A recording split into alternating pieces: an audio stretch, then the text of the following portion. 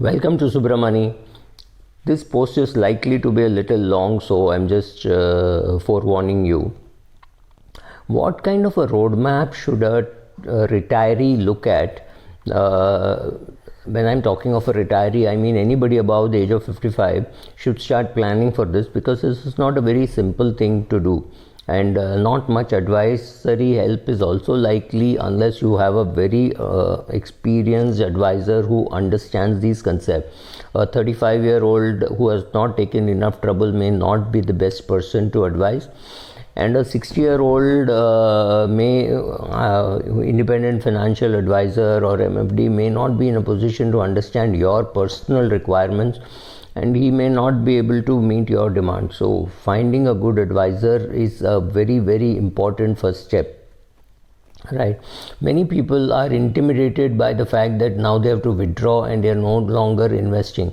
And moving that mindset from investing regularly to withdrawing regularly, it's not very easy.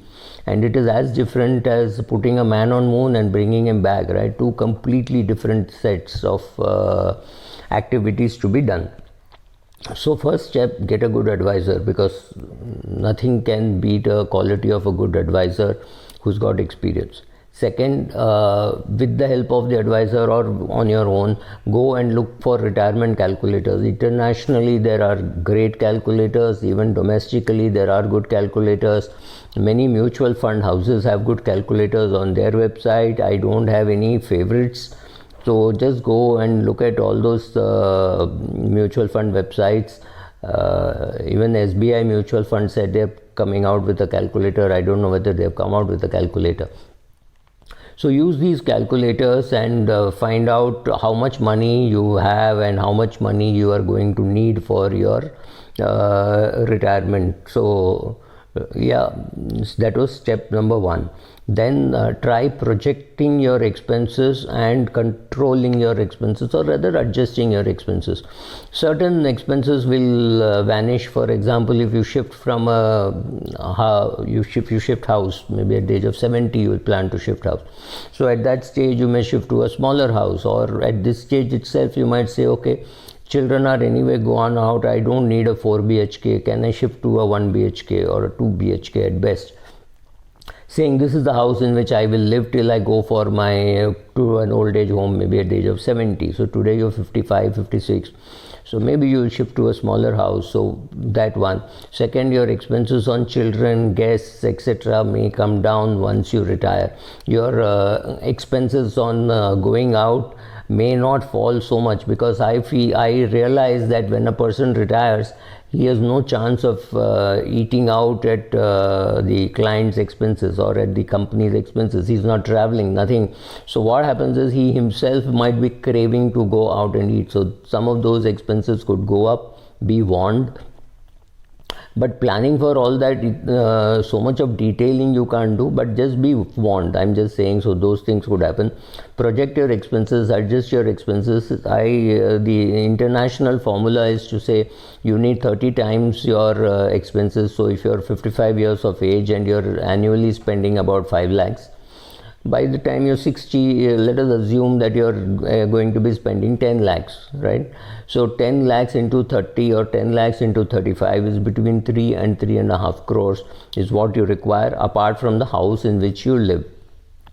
Having said that, look at which expenses will grow at what rate. It is not very easy, but remember that your dal, chawal and vegetables and fruits are not very expensive.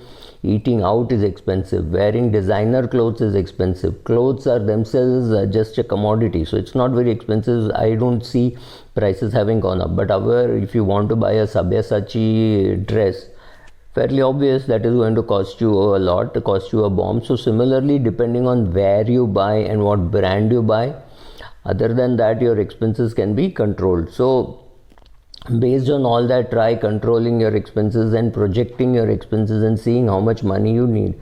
Then take charge of your assets and finding out how much of your income is guaranteed for life. There are only 2-3 things which are guaranteed for life, the pension is one such thing. So if you have a fixed pension from the central government or state government, some money you will have coming your way permanently for the rest of your life, and that if you've spent a long time, that can be very good, and that can be substantial. If that is not there, consider buying an annuity, and I prefer buying an annuity in 2-3 stages. So if you're 60 years of age, I would say just hold on. There is no need to buy an annuity. You can buy your first annuity when you are 65 years of age, right? So at that age you buy one, at 70 you buy one, at 75 you buy one. That will ensure you a lifetime guaranteed income, and it will keep rising because you bought it in 3 stages. So do that. Then decide on based on how much of your money income is guaranteed, decide how much to annuitize, how much you want to put in an annuity. Why would you put money in an annuity? You put money in an annuity simply to reduce the risk of you yourself not managing it too well. And secondly, you want to reduce the complications in your life, so therefore you will keep some money in fixed deposits and some money you will annuitize, and you will leave some money maybe even in an index fund, and that you will use all that money maybe after 5 years or 10 years when you have to buy another annuity for yourself, right? Also remember, if you're under 60, remember to look out for employment opportunities which will take your retirement age beyond 60. We are all pretty fit. Maybe we can work till the age of 65. It's not very demanding, unless of course if it's physical labor and your body can't take it. But if it is just intellectual work, you're in training, you are in sales support, etc., just check out if you can get some job which will pull you till 65, because you will then need to touch your corpus maybe only at 78 or 80, because till 65 you did not touch the corpus, and after that you're going to do a systematic withdrawal and you will have enough money to do for say 25 years. So if you can pull it for 12-13 years, that's great. After that you might need to touch your principal, but as much as you can delay touching the principal, that's great. So how will that happen? That will happen only if you look for some work and you get that work. So it is not impossible to find work at this age. In fact, at this age you are at least not competitive with the other employees, so your employer might also find that you are far more productive than what he thought, right? After that, you lay a safety net saying my portfolio cannot go below this value. If it goes below this value, I will panic. Right, so at that stage you decide how much money should be in equity, how much money in debt, and how much money you should be using to buy an annuity, because that annuity and the bank fixed deposit rate of interest, bank fixed deposit interest all become your base, and your income cannot go below that base. Please consider inflation, etc. while building that base. Make sure that it is a big solid base before you can go and do something in the equity market. Thank you.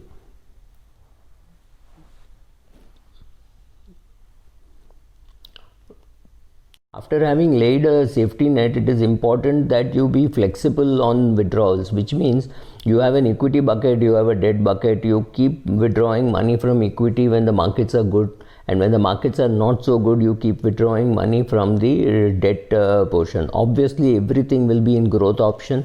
You will not keep anything in the dividend option. Dividends are taxed at very horrible rates, especially mutual fund dividends. So you will not keep anything in the dividend mode. Please pay heed to taxation, which means your money should be minimum in banks, because on the bank interest you will anyway have to pay income tax at a slab at which you are, whatever slab. Whereas when you go to the mutual fund in a growth option and you decide to withdraw after 1 year for equities and after 3 years for debt, that whole thing becomes capital gain, and that is much better than being taxed as current income. So that's about it. And stay flexible, pay attention to tax matters. Yes, and that's it.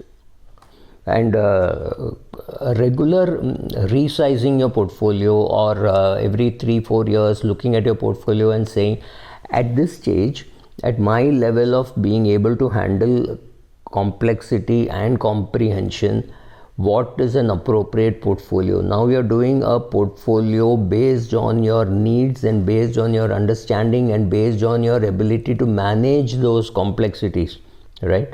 For example, it's very easy for you to tell your kid, come for lunch, pick up your plate, wash it and sit down. Doesn't look complicated at all. But to a dementia patient, it is please come for lunch, please pick up your plate. After he or she has picked up the plate, you say, wash your plate, come with the plate to the table and sit down and have lunch. Separate transactions, right? It is the same transaction, getting up, washing the plate, coming and having lunch. But for a dementia patient, it may have to be 5 simple instructions and not one single come, pick up your plate, wash it and sit for lunch. Doesn't happen. It has to be broken up into smaller ones. So similarly, if you go through all those kind of things, you realize that decision making is very complex and very taxing, and older people will find it difficult to make decisions. So simplify the portfolio to such an extent that they understand, oh, I have only 2 products, or maybe I have at best 3 products. I have an index fund from where no money will come because it's a growth option. I have an annuity from where I will get a pension on the 1st of every month or 5th of every month.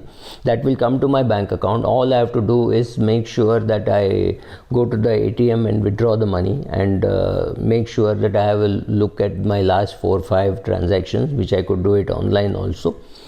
And all my bills are anyway being plugged in, and so directly the payment will go from the bank account. I don't have to do anything, right? So that depending on all this, you will right size your portfolio, and you will keep it in the proper, easy to handle baskets, so that in case somebody else has to handle it this year, next year, whenever, life becomes much easier, especially with written instructions. Thank you.